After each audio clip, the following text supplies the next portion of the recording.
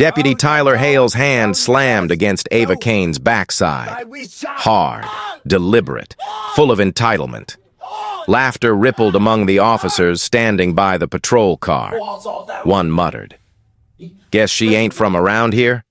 While another shook his head. Pretending not to see, Tyler grinned, the type of grin born from power and impunity. "Welcome to Silverwood Heights," he said, pulling out his phone to record her reaction. Ava didn't flinch. She turned her head slightly, her calm gaze cutting through his smirk like glass. "Are you finished?" she asked, her tone low and steady. He chuckled. Not even close. Then he hit send, uploading the clip to a private group chat called Silverwood Kings. 87 men received it within seconds.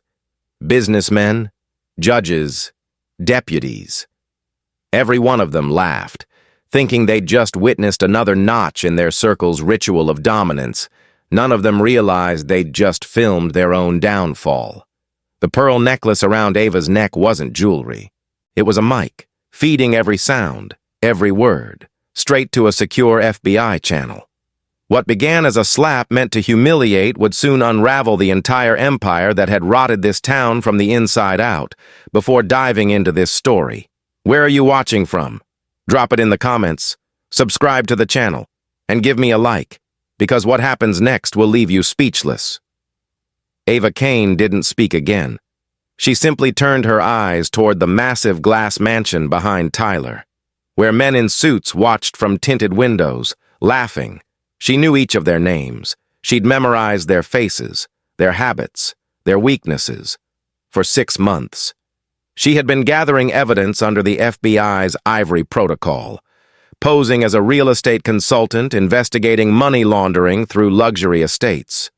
Her goal was to expose Sheriff Logan Hale, the man who ran Silverwood Heights like a kingdom, his deputies like soldiers, his son Tyler like an untouchable prince.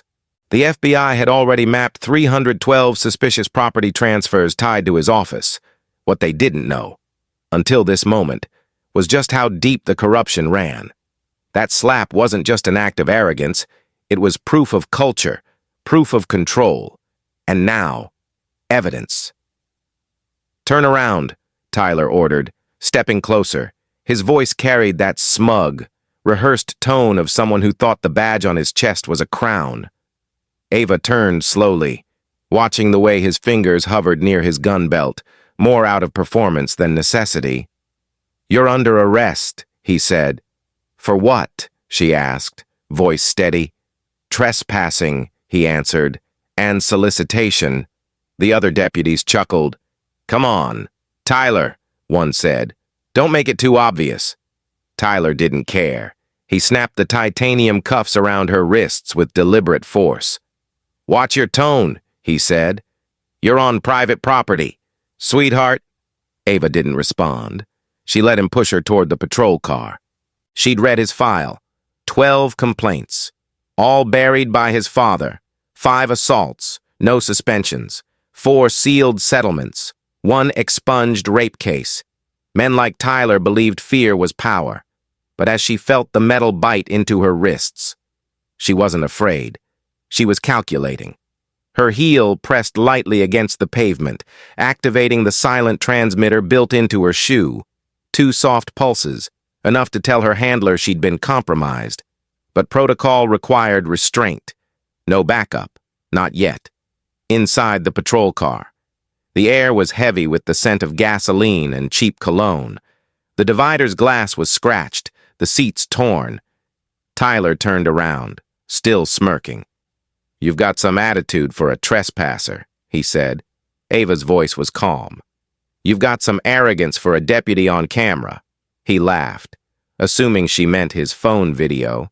"Yeah, sweetheart. I make good TV." "No," she said softly.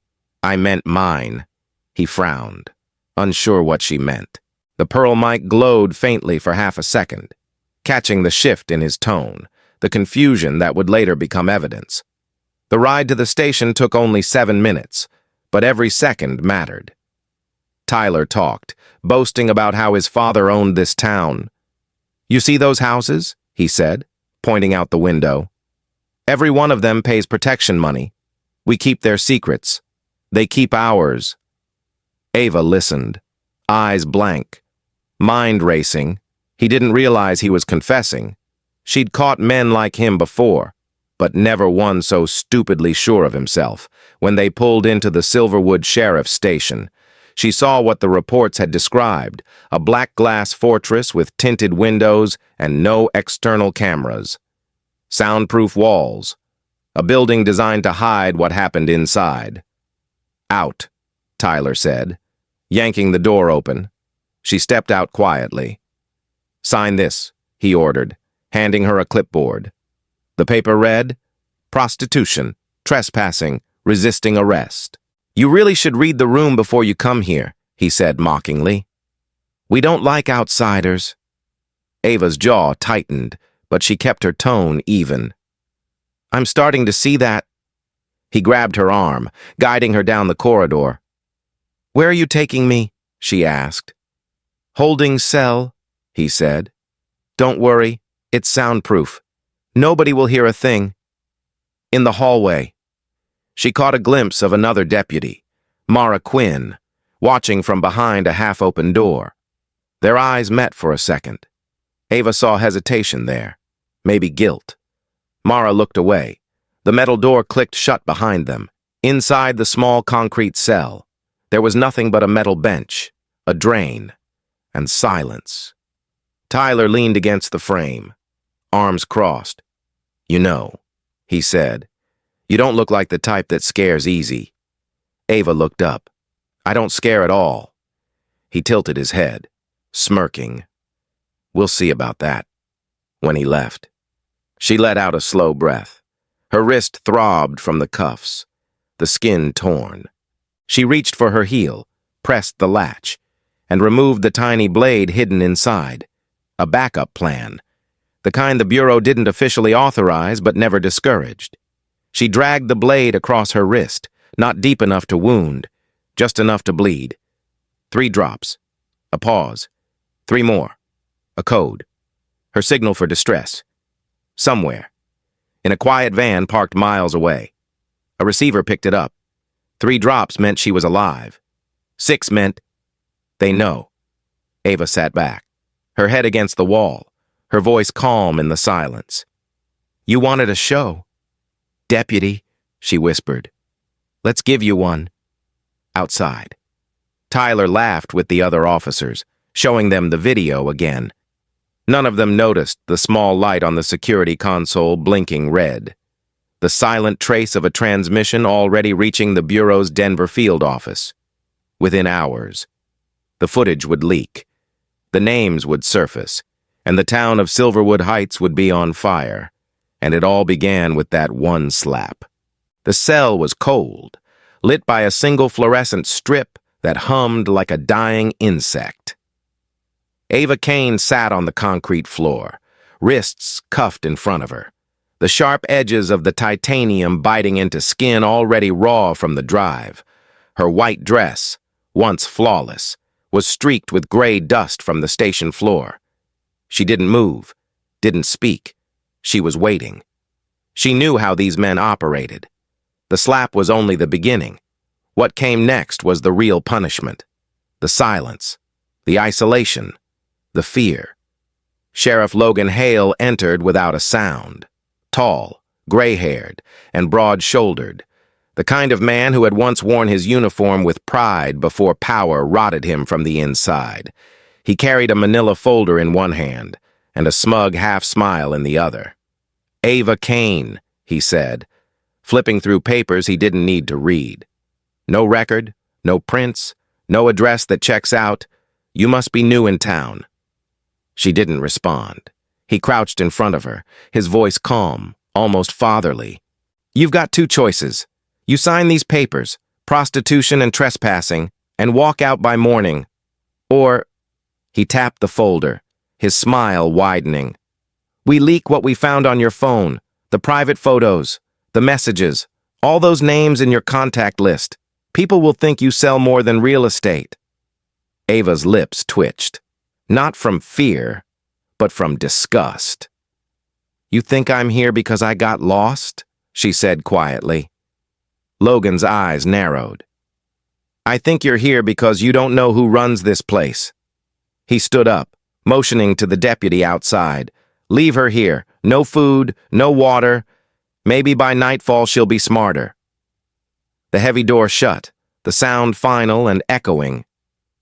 Ava leaned her head back against the wall, closed her eyes, and focused on her breathing. Every agent has a breaking point. Hers had been years ago, in a shipping container in Jakarta, when her sister's final breaths filled the air through a phone line she couldn't trace since that night. Pain didn't scare her. Silence did. She looked at her wrist. The small cut had dried, the message sent. But she needed more. She needed proof of life. She pressed her thumb against the hidden seam of her left shoe, releasing the tiny blade again, slowly, deliberately.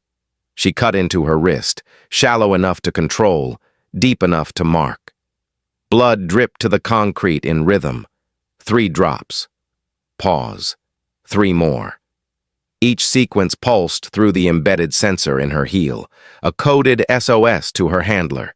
Then she waited, whispering to herself. 3 drops means alive. 6 means they're moving me.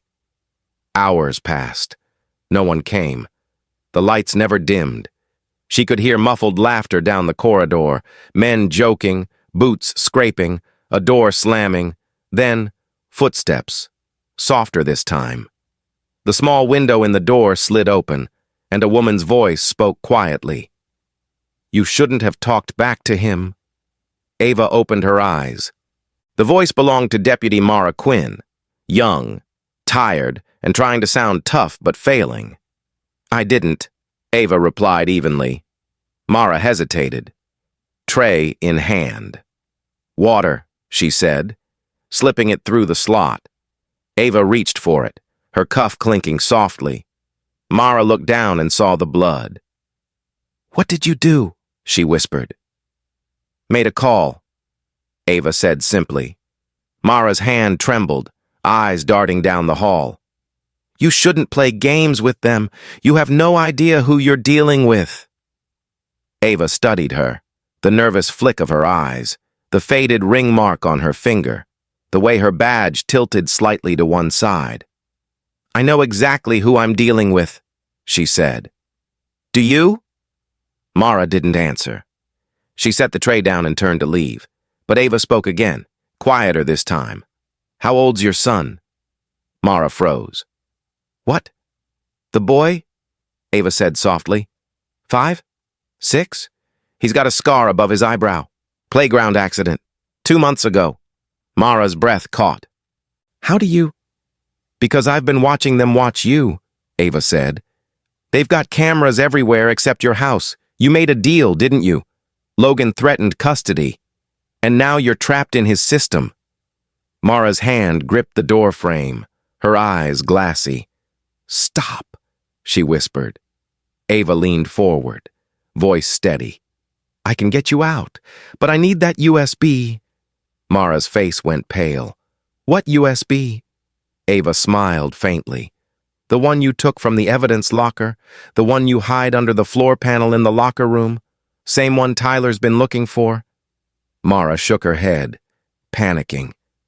"You don't know what you're talking about." "You're right," Ava said, leaning back.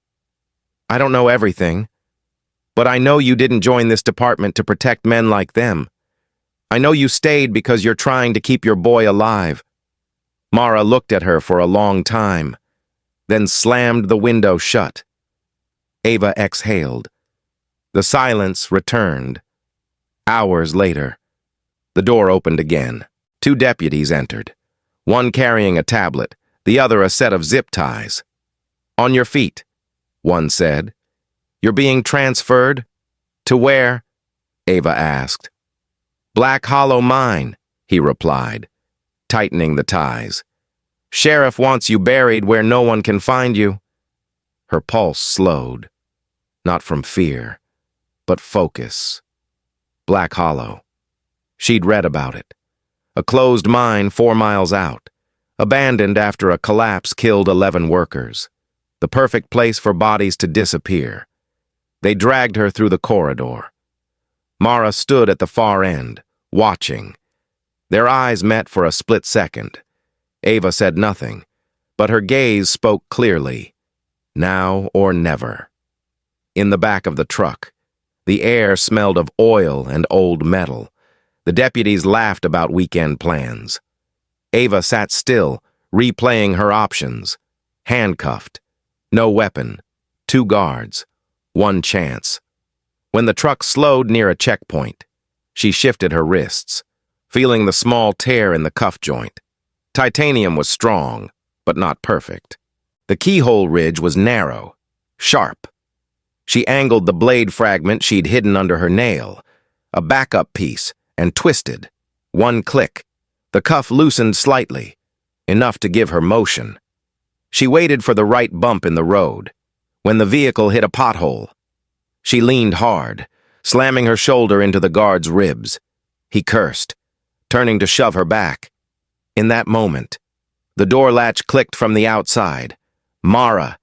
The door cracked open just an inch, and something cold hit Ava's palm, a USB stick wrapped in electrical tape. "Everything I stole," Mara whispered.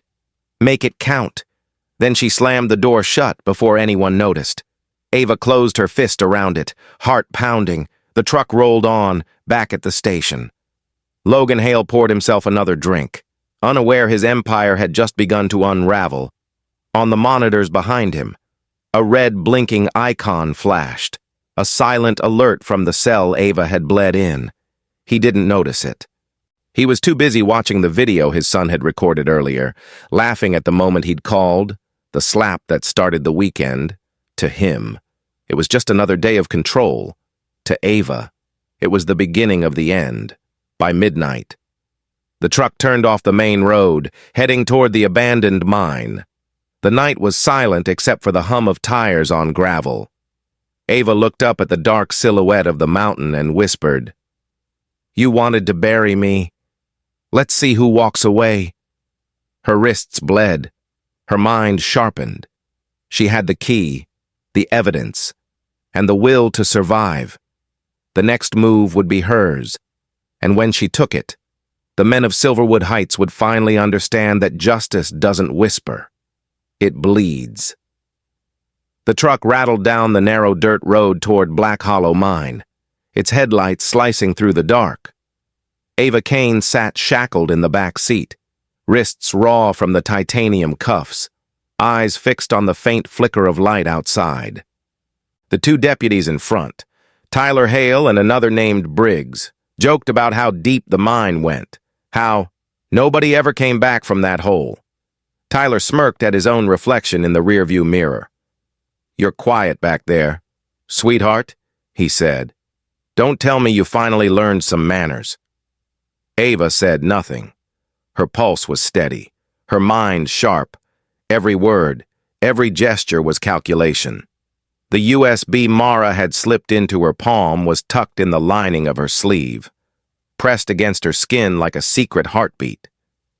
She knew she'd only get 1 chance to use it. 1 moment when arrogance would blind them long enough for her to move. When the truck stopped. The smell of old coal filled the air. The mine entrance stood ahead like a wound in the mountain. Black. Silent. Forgotten. Tyler got out first, stretching lazily. "End of the line," he said, pulling her from the back. The night was cold, stars buried under heavy clouds. "You got any last words?" he asked. Ava's tone didn't change. "You're not smart enough to be scared yet." He shoved her forward, laughing. "We'll see about that." Inside the tunnel, their flashlights cut across the jagged rock walls. The deeper they went, the colder it grew. Water dripped from the ceiling, echoing like distant footsteps. Ava memorized every turn. Left, right, slope, ledge, if she made it out alive. She'd need this map, back at the station. Deputy Mara Quinn sat alone in the locker room, her hands trembling around a photo of her son. She'd done it, given Ava the USB, betrayed her department. There was no turning back. She knew if Logan found out, she'd lose everything. She looked at her phone. A message blinked from an unknown number. "You did the right thing. Wait for signal. Trust no one." Her heart pounded. Whoever sent it knew everything. Inside the mine. Tyler's flashlight beam caught an old shaft elevator covered in rust. "Perfect," he muttered. "We drop her here. Seal it. No one ever finds her." He tossed a rope toward Briggs. "Tie her up." Ava didn't resist. She let them think she was beaten, but her right wrist, already slick with blood, slid slightly inside the cuff. Just enough movement. When Tyler leaned close, she whispered, "You think your father can bury me?" He grinned. "He buried plenty." "You should have stayed out of this," she said softly. "I was out," he said. "Then my old man pulled me back in." There it was, a flicker of weakness, the resentment, the hate he carried for his father. Ava saw it instantly. "He controls you," she said. "Even now. You don't even realize it." Tyler's eyes hardened. "Shut up." "You hate him," she continued. "You've hated him since the day he called you a coward in front of your men." He grabbed her by the collar. "You don't know what you're talking about." She leaned close enough for her words to cut. "I know exactly what breaks you." Briggs looked uneasy. "Tyler, let's just do this and go." Tyler shoved Ava against the elevator gate, furious now. "You don't get to talk about my family," he shouted. "You don't get to." Before he finished, she twisted her wrist, pulling free one hand, slamming the heel of her palm into his throat. He stumbled back, gasping. In the chaos, she grabbed the blade hidden in her shoe and slashed the rope at her wrists. Briggs reached for his gun, but she kicked it from his hand and sent him crashing into the rock wall. The flashlight spun across the ground, its beam landing on Tyler's face, red, angry, terrified. Ava pointed the blade at him. "You should have stayed in your father's shadow," she said. He spat blood, laughing weakly. "You can't stop it. You think one woman can tear down Silverwood?" "No," she said, "but I can start the fire." She swung the blade's handle into his temple, dropping him cold. Ava took Briggs's radio, flicked the switch, and heard static. The channel was encrypted, local frequency. She needed to draw them in. She pressed the talk button and spoke calmly. "Unit 7, this is Hale, target neutralized. Moving to secondary site." Silence. Then a crackle. A male voice answered. "Copy that. Deputy, bring the body. Sheriff wants confirmation." Ava smiled faintly. "Tell him he'll see it soon." She dropped the radio, grabbed Tyler's keys, and ran. The tunnel ahead opened into a maintenance shaft lined with steel ladders. She climbed, her bloodied hands slipping but not stopping. Behind her, the echo of boots followed. More deputies. They'd heard the commotion. She had minutes, maybe less, at the surface. She burst through an old service exit, lungs burning from the cold. The forest stretched before her, endless pines, the faint hum of wind, the first sign of dawn on the horizon. She could hear sirens now, distant but closing in. They'd find the truck soon. She pulled the USB from her sleeve and tucked it inside the lining of her dress, securing it under a seam. That drive was everything. Proof of corruption, money laundering, and the names of 87 men in the Silverwood Kings network. Losing it wasn't an option. Back in the mine. Tyler regained consciousness, coughing, spitting dirt. His radio crackled again. "Status report. Hale." He grabbed it, voice shaking. "She's gone." Logan Hale's voice came through, cold and controlled. "Gone where?" "She attacked me, took Briggs out. I'm going after her." "Negative." Logan snapped. "You stay there. We'll track her from the drone grid. Don't make this worse than it already is." Tyler dropped the radio and screamed into the empty tunnel. furious. He hated being treated like a failure, hated that his father's voice still made him feel small. For the first time in his life, he realized the monster he'd become was just a reflection of the man who made him. Ava sprinted through the trees, her breath sharp in the cold. Every movement hurt, her wrists, her ribs, her lungs. But she kept running. The sound of engines echoed behind her. She reached the edge of a cliff overlooking the glacial river. The water below roared, white with current and ice. No time to think. She turned, saw headlights approaching through the forest. 3 cruisers, 1 drone overhead. She whispered to herself. You started this, then jumped. The fall was brutal. The cold hit like knives, forcing the air from her chest. She fought the current, barely keeping her head above water, her arms burning as she kicked toward the opposite shore. On land again, shivering, gasping. She crawled through the reeds and collapsed behind a fallen tree. The forest burned faintly in the distance, smoke rising from the torches the deputies had used to light their path. Her white dress clung to her body, torn and blood-streaked, yet still intact. She pulled herself to her feet. Following the faint glow of headlights far down the road, a rusted sign read, Junkyard, Private Property. She followed it. By dawn, she reached a row of broken trucks and an old RV parked among them. The radio inside crackled with static. A man's voice broke through, low, tired, but steady. This is Jax Rivera, reporting from Silverwood. If anyone's listening, something's coming, and it's big. Ava smiled faintly, exhaustion catching up with her. She knocked on the RV door once, then twice. The sound of metal echoed, followed by the slow hiss of the door opening. A man with a prosthetic leg stared at her, disbelief in his eyes. You look like hell, he said. Good, she replied, stepping inside, because hell's coming with me. The rain came hard that night, pounding the rusted roof of Jax Rivera's RV like a war drum. Ava Kane sat wrapped in a wool blanket, her hands trembling from the cold, steam rising from the cup of coffee Jax had handed her. He hadn't asked many questions. Not yet. He'd seen her face before, on a classified list sent years ago when he was embedded with federal forces in Kabul. FBI, he finally said, his voice low, roughened by cigarettes and old shrapnel. Undercover. She didn't confirm or deny, just met his eyes. I need a place to work, she said. A place where nobody asks who's coming or going. He leaned back, studying her. You brought trouble, he said. The kind that burns down towns. Ava nodded. Then it's a good thing Silverwood's made of dry wood. While Jax patched her cuts with gauze from an old medic kit. Ava laid out everything she knew. Sheriff Logan Hale, his son Tyler, the bribes, the buried evidence, the USB drive Mara had risked her life to deliver. Jax listened, his one good leg bouncing restlessly, the other, a carbon prosthetic, gleaming under the lamplight.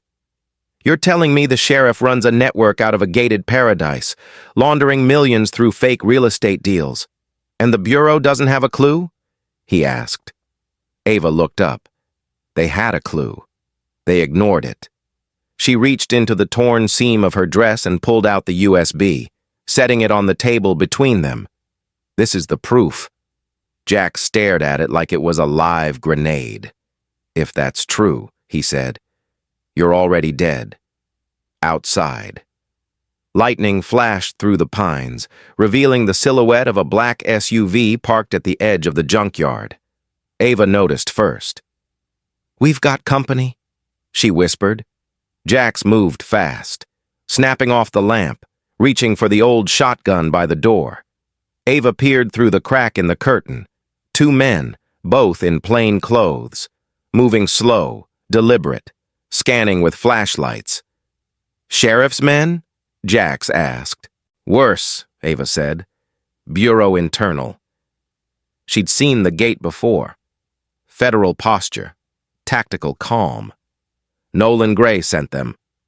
Her voice hardened at the name. Deputy Director Nolan Gray, her former mentor, the man who had trained her in deception, loyalty, and leverage. The same man who had sold her operation out for $45 million. Jax's knuckles tightened on the shotgun. "You want me to take the shot?" Ava shook her head. "No, we need them alive." She slipped off the blanket, adjusted her torn dress, and took position by the window. As one agent stepped closer, his flashlight beam cut across her face for half a second. She saw the hesitation. He recognized her. That moment of shock was all she needed. She slammed the door open, grabbed the barrel of Jax's shotgun, and fired into the air. The men dove behind their SUV. "Federal Agent Ava Kane!" she shouted into the night. "Stand down, or I release what's on the drive." Silence, then a voice answered, low and uncertain. "Ma'am, you're a fugitive." "No," she said coldly. "I'm the only one telling the truth." The standoff lasted less than 2 minutes, when headlights approached from the main road.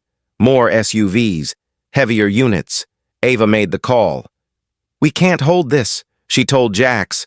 "We need distance." They bolted out the back, into the maze of rusted cars. Rain and thunder drowned their footsteps.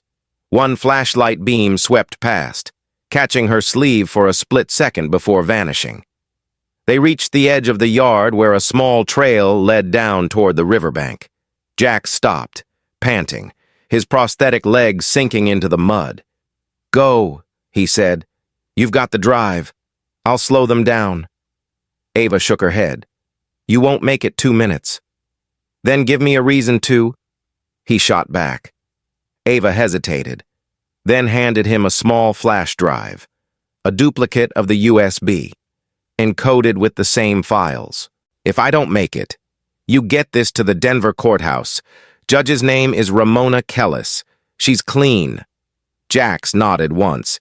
"You're trusting a journalist with your life." "No," Ava said. "I'm trusting a soldier who came home and still fights." They split paths, Ava into the trees, Jax toward the river. Moments later, a gunshot echoed, then another. Ava didn't look back. She moved through the darkness, following the smell of smoke and gasoline until she reached a narrow road lined with abandoned maintenance shacks. That's when she saw her chance. An old patrol cruiser, empty, engine still warm. She slid inside, hot-wired it, and peeled away from the scene just as more headlights broke through the storm. Her hands shook on the steering wheel, but her eyes stayed forward. The windshield wipers beat in rhythm with her heartbeat. Each mile she drove was borrowed time. Back at the junkyard, Jax had taken cover behind a stack of scrap metal, firing warning shots to keep the agents pinned. "You think you can bury this story?" he yelled into the rain. "Go ahead. The world loves a cover-up," one agent shouted back. "You're aiding a fugitive." Jax laughed darkly. "So was your boss when he took the money." The next shot hit close, grazing the metal inches from his shoulder. He ducked, reloaded, and whispered to himself, "Come on, Kane, make it count." Then a sharp whistle cut through the rain. 2 short blasts, one long. It wasn't from the agents. It was her signal. Ava had made it out. Jax grinned despite the pain in his leg. "Good," he said. "Now it's your turn." Nolan. Ava drove until dawn, the storm fading behind her. She stopped at a gas station off Highway 70, empty except for a sleeping attendant and a flickering light. She cleaned her hands in the bathroom sink, staring at her reflection in the cracked mirror. The woman staring back looked nothing like an FBI agent. Hair matted, bruises along her jaw, eyes hollow but alive. She splashed her face with cold water and whispered, "You're not done." Then she pulled out her phone, one of the encrypted prototypes still linked to the Bureau's internal network, and sent a message to a number she'd memorized years ago. "Gray, I'm still alive, and I have everything." Within 30 minutes. Her phone buzzed with an incoming call. She didn't answer. She wanted him to know she'd seen it. The fear would spread faster than the truth. As she refueled the cruiser, She noticed a teenage girl watching her from across the lot, small frame, camera bag slung over one shoulder, eyes too aware for her age. The girl approached cautiously. "You're Ava Kane," she said, almost whispering. Ava froze. "Do I know you?" "Elena Santos," the girl replied. "I filmed what they did. To that girl. The patrol car." Ava studied her, realizing the name from Mara's whispered confession. "You have it?"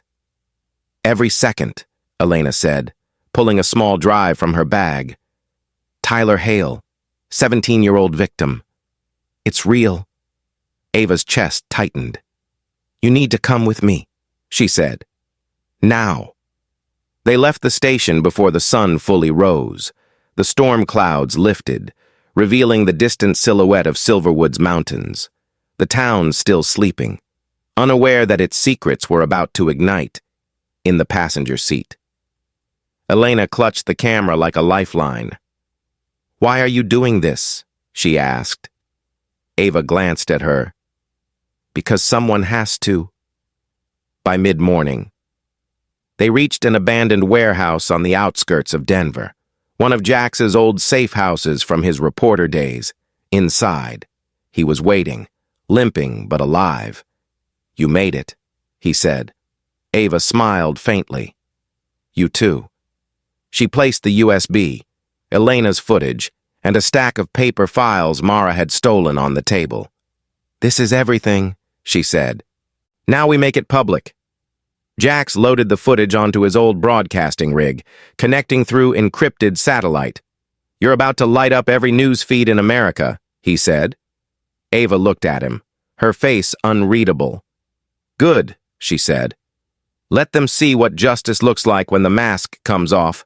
Outside." Thunder rolled once more, distant this time, not from the sky but from something larger, inside the warehouse. The first video upload began. Tyler Hale's laughter, the slap, the victim's screams, then the names, the bribes, the transfers. Silverwood Heights would never be silent again. The upload had worked. The footage was out, within minutes. Jax's broadcast had been mirrored by 2 independent journalists and 1 anonymous server in Iceland. The first 10 seconds alone, the slap, the laughter, the sight of Deputy Tyler Hale grinning into his own camera, were enough to ignite outrage across the country.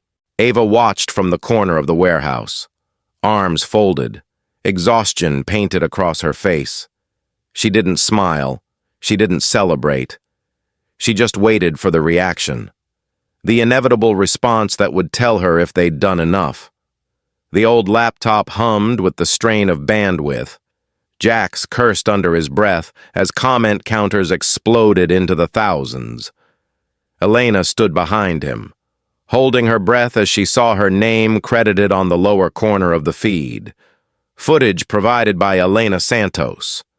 The girl's hands trembled. "They're going to come for us," she whispered. "They already have," Ava replied quietly.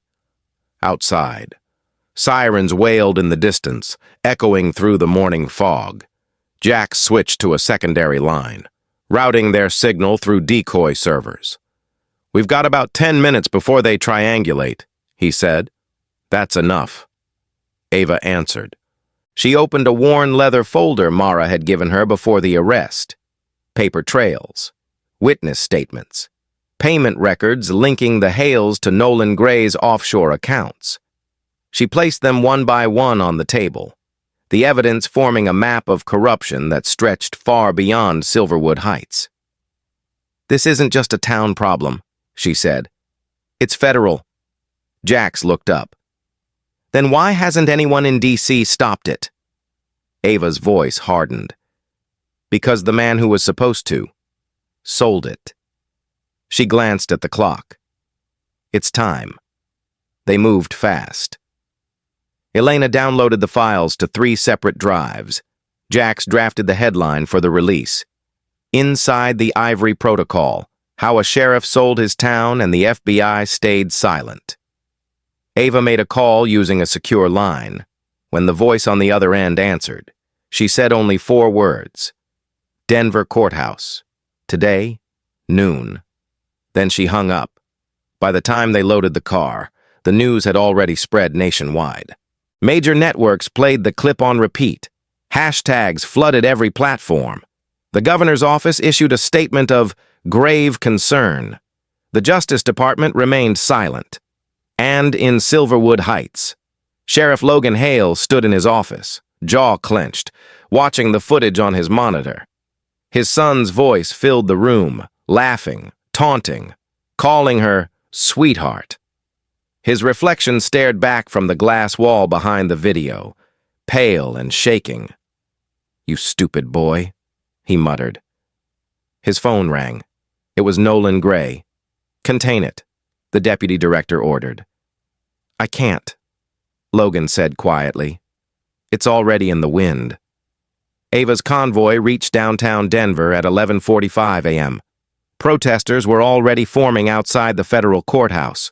Students, reporters, former victims of the Silverwood network holding handmade signs that read, "Justice for the Forgotten." The air felt charged, electric. Jax adjusted his prosthetic leg, pulling open the passenger door for Elena, who was clutching her camera like a shield. "You don't have to go in," he told her. "Yes, I do," she said. "It's my footage, my voice." Ava led the way, her white dress washed pale by the noon sunlight, still torn from the forest but defiant. As they climbed the courthouse steps, federal marshals met them halfway. "Agent Kane?" one asked cautiously. "Former agent," Ava corrected. "I'm here to file a motion. Inside." The courtroom buzzed with media and officials.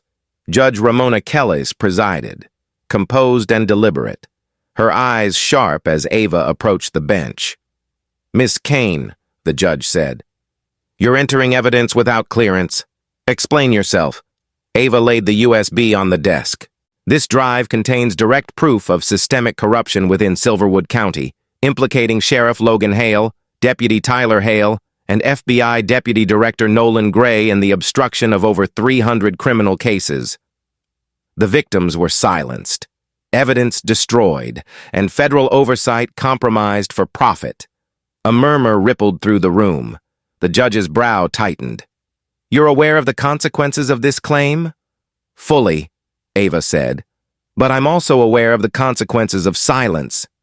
By the time the footage played on the 300-inch screen, you could hear a pin drop, the slap, the laughter, the sound of a young girl's voice screaming from inside a patrol car, then the documents, bribes, transactions, case deletions, all projected for the world to see. Mara Quinn entered the courtroom midstream, pale but resolute, carrying her own stack of signed affidavits. She walked straight to the witness stand. "I was there," she said. "Everything she's saying is true." Her voice shook but didn't break.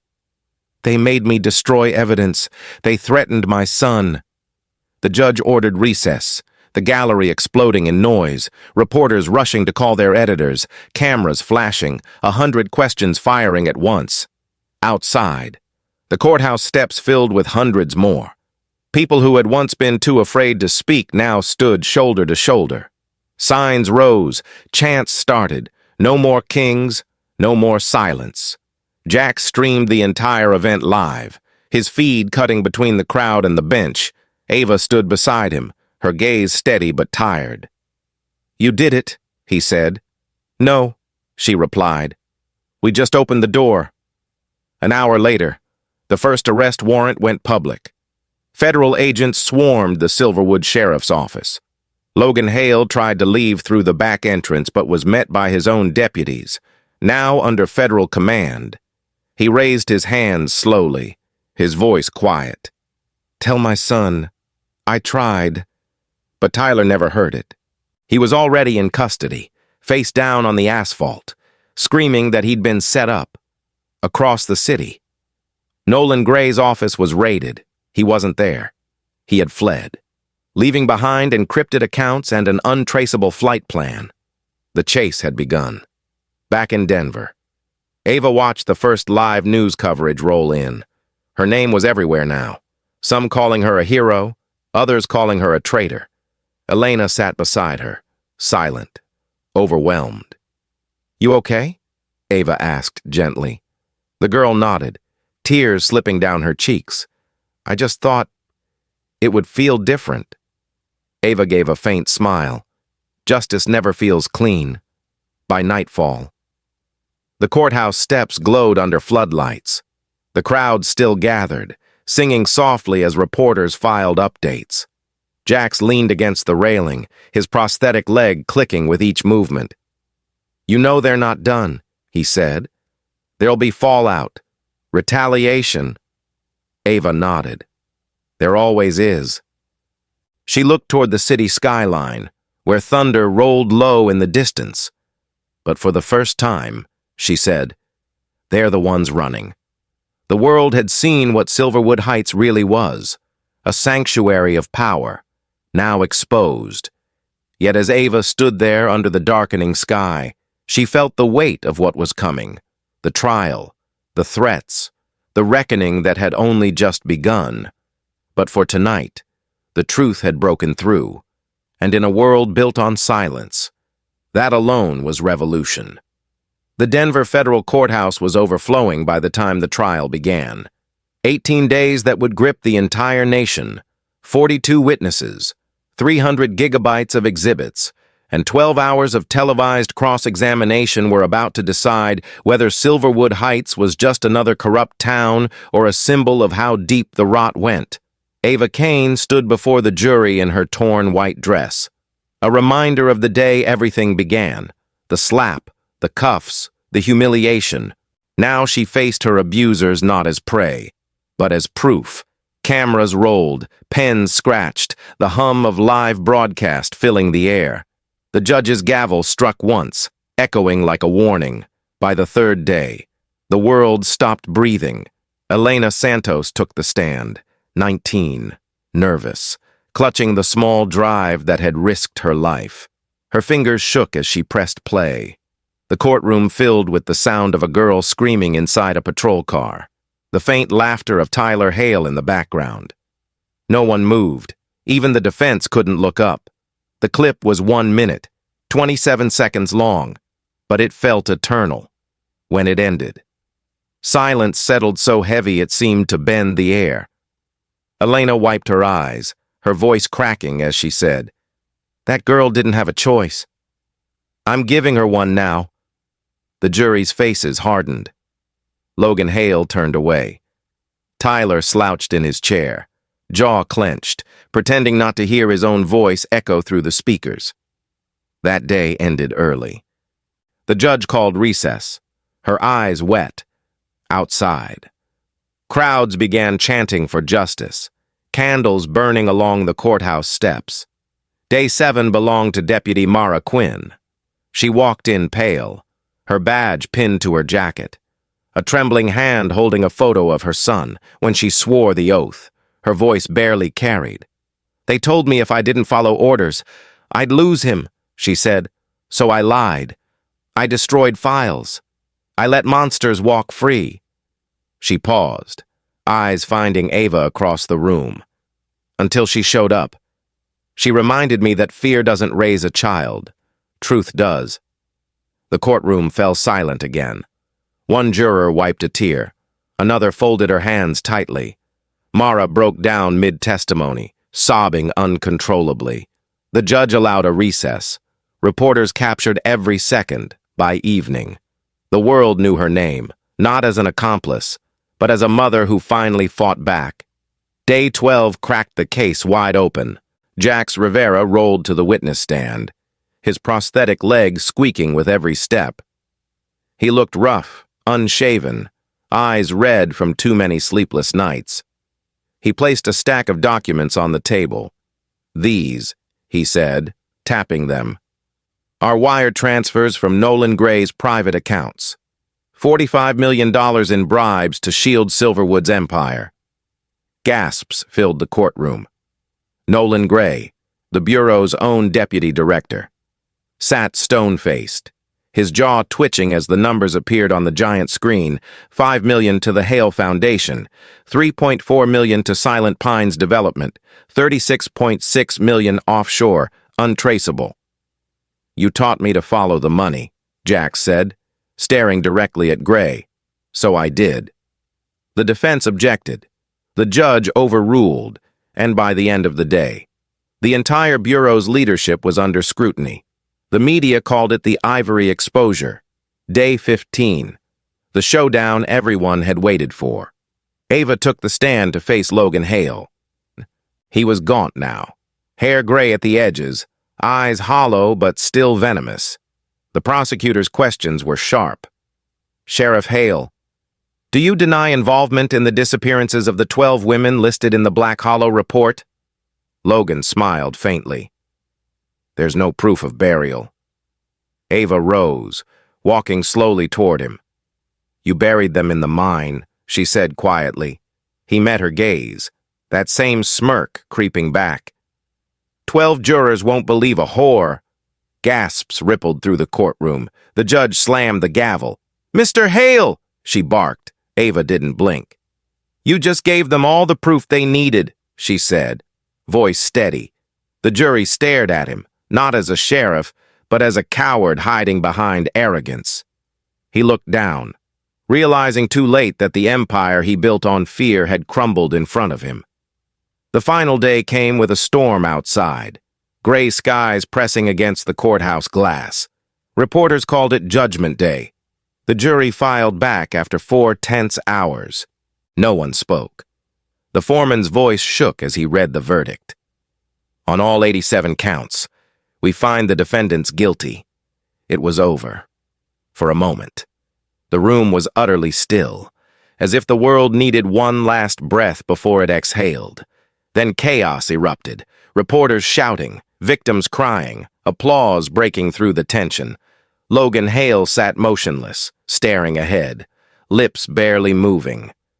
Ava heard him whisper, "The mind swallows everyone." She stood, looking at him one last time. "Not this time," she said quietly. Tyler Hale was dragged from the courtroom screaming that it wasn't his fault. Nolan Gray sat slumped, hands covering his face as agents escorted him out. Mara Quinn wept openly in the gallery, clutching her son. Jax Rivera filmed every second, his voice trembling as he narrated the moment that history turned. When Ava stepped outside, the courthouse plaza was packed with thousands, holding signs, waving candles, chanting her name. But she didn't raise her hands or smile. She just stood there, letting the sound wash over her. To her, this wasn't triumph. It was release. The fight had taken everything: blood, sleep, trust, even faith. But the truth had survived. As snow began to fall lightly over Denver, she whispered under her breath, "Justice isn't a place, it's a fire, and I'm the match." That night, headlines screamed across every network. Hale convicted, the Ivory reckoning. Within hours, new indictments followed. Mayors, judges, real estate moguls, men who had believed themselves untouchable. Federal task forces mobilized. Victims came forward by the hundreds. For the first time in years, the system seemed to shift. And while Logan Hale's final words echoed in the public imagination, Ava Kane understood what they truly meant. The mind swallows those who descend into darkness and stay there. She, however, had climbed out, bruised, scarred, but unbroken, carrying with her the light that would ignite a movement. The storm had passed, but its echo remained in every corner of Colorado. The courthouse lights had gone dark, the cameras packed away, the crowds dispersed. Yet what had begun in the silence of a slap now resounded through an entire nation. Ava Kane stood on the courthouse steps at sunrise, her white dress replaced by a plain black coat, her eyes fixed on the horizon. Justice had been served, but the weight of it hung heavy on her shoulders. She knew the verdict wasn't an ending. It was the beginning of something much larger, something that would either heal or haunt the country. Sheriff Logan Hale was sentenced to 7 consecutive life terms without parole. 14 days later, he was found hanging in his cell. The same shoelaces he once used to lace his polished boots, now twisted into his final escape. His death didn't bring peace. It brought silence. The same silence he had used to control others. To the public, it was poetic justice. To Ava, it was unfinished business. Deputy Tyler Hale, his son, never made it past his first month in prison.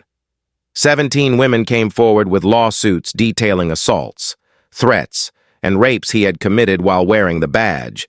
Before any case could reach court, he was beaten to death in the shower by 3 inmates who refused to name themselves. The news spread fast. Some called it karma. Others called it consequence. Ava called it what it was: the cost of unchecked power. Nolan Gray, once groomed for the U.S. Senate, saw his empire crumble overnight.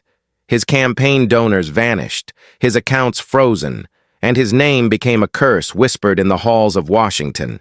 Investigators seized $120 million hidden in offshore accounts tied to bribes, shell companies, and consulting fees paid through the Silverwood network. Gray called it a witch hunt, but even his lawyers stopped believing him. He was finished, politically, financially, and historically. His betrayal would be remembered not as ambition, but as rot.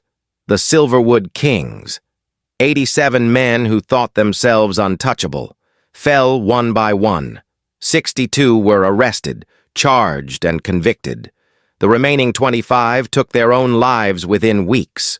Their estates were liquidated, their mansions sold at auction, and the proceeds, more than $1.2 billion, were redirected into a federal restitution fund for the victims their empire had silenced. Silverwood Heights, once a fortress of wealth, was now a ghost town. The Black Glass Sheriff Station was demolished. In its place, the people built a community justice center. The walls were white, deliberately white, a symbol that purity didn't come from privilege, but from accountability. Ava didn't celebrate. She never did. She refused interviews, awards, or public praise. Her focus was forward. Using seized funds and federal support, she founded the Ivory Task Force, a national unit dedicated to rooting out law enforcement corruption across 47 states. No badge above the law. Its motto read, "Within its first year." The task force reopened 312 closed cases and freed 46 wrongfully imprisoned people. Reporters called her a crusader. Politicians called her dangerous. Ava called herself what she'd always been, a servant of the truth. Jax Rivera turned the story into light. His documentary, The Fire Beneath the Badge, became the defining work of his career and earned 2 Pulitzer Prizes. His narration was calm, deliberate, and full of scars. "She didn't come to burn a town," he said in the final frame. "She came to remind it that fire purifies." His work reshaped investigative journalism, forcing newsrooms to confront what they'd ignored for years: the corruption that hides not in shadows, but in uniforms. Maura Quinn disappeared quietly after the trial. Her 5-year-old son received his long-awaited heart surgery, funded by the restitution program Ava established. She sent Ava one letter, handwritten and sealed with no return address. It read, "You didn't save me. You reminded me I could still save myself." Ava kept it in her desk drawer, her one reminder that redemption doesn't come from power, but from courage. Elena Santos, the 19-year-old who risked everything to film the truth, received a $1 million scholarship and a National Journalism Award. Her footage had exposed a crime, but her bravery had restored belief in truth itself. She went on to study investigative media, building a foundation to protect whistleblowers and young reporters from retaliation. Her first words at the award ceremony echoed Ava's own: "Justice is not loud. It just refuses to die." Months passed. Winter came. Silverwood Heights was no longer a secret on a map. It was a lesson carved into history. The forests regrew, the air cleared, and the rivers thawed. But the scars remained. Reminders that corruption doesn't vanish. It waits. Ava returned there one final time, climbing the rocky ridge above the town where the pine trees met the clouds, the same place she'd once escaped through blood and fire. The wind was sharp, her coat billowing, her white dress, the one from that morning, folded neatly in her hand. She reached into her pocket and pulled out the final USB drive. It contained everything: the footage, the files, the names, the evidence that had built and broken her life. She stared at it for a long moment, then struck a match. The flame flickered, caught, and devoured it. The smoke curled into the mountain air, dissolving into the same sky where this story began. Behind her, the rebuilt town shimmered in the distance, no longer ruled by fear, but by memory. She thought of Logan and Tyler, of Nolan and Mara, of Elena and Jax. She thought of her sister, long gone but never forgotten. Every battle left a scar, but every scar left a lesson. Ava watched the last ember fade and whispered into the wind, her voice calm, certain, and eternal.